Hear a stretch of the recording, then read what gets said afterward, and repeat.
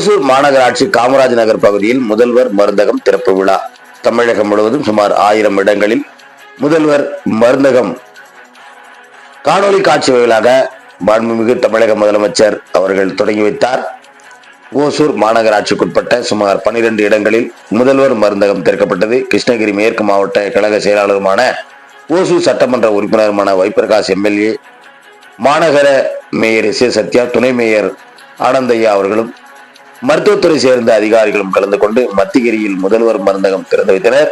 அதே போன்று ஓசூர் மாநகரம் மேற்கு பகுதி 4வது வார்டுக்குட்பட்ட பகுதி சின்ன எலசகிரி காமராஜ் நகரில் கிருஷ்ணகிரி மேற்கு மாவட்ட மீனவர் அணி துணை அமைப்பாளர் சென்னப்பன் அவர்களின் ஏற்பாட்டில் முதல்வர் மருந்தகம் மிக சிறப்பாக 4வது வார்டு மாமன்ற உறுப்பினர், வார்டு கழக செயலாளர், ஓசூர் மாநகர சுகாதார குழு துணை உறுப்பினர் ஆறுமுகம் அவர்கள் ரிப்பன் வெட்டி மருந்தகம் நிலையத்தை தொடங்கி வைத்தார். இந்த விழாவிற்கு மேற்கு பகுதி கழக துணை செயலாளர் சீமராஜ் அவர்கள் அனைவரையும் வரவேற்புரையாற்றினார்.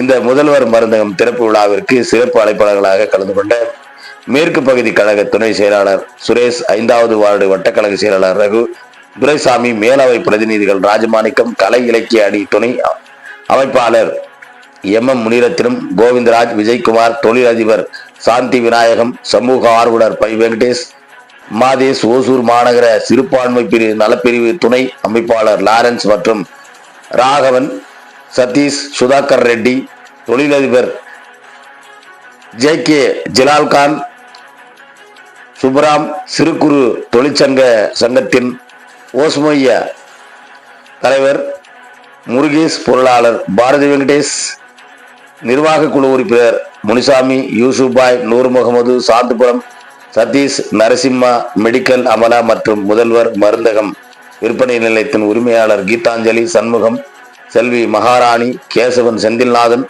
மேரி பிரியா மற்றும் ஓசூர் மாநகரம் மேற்கு பகுதி கழக நிர்வாகிகள், கழக மூத்த முன்னோடிகள் மற்றும் BLA BLC உறுப்பினர்கள் மற்றும் ஓசூர் மாநகராட்சி அதிகாரிகள், தூய்மை பணி அதிகாரிகள்,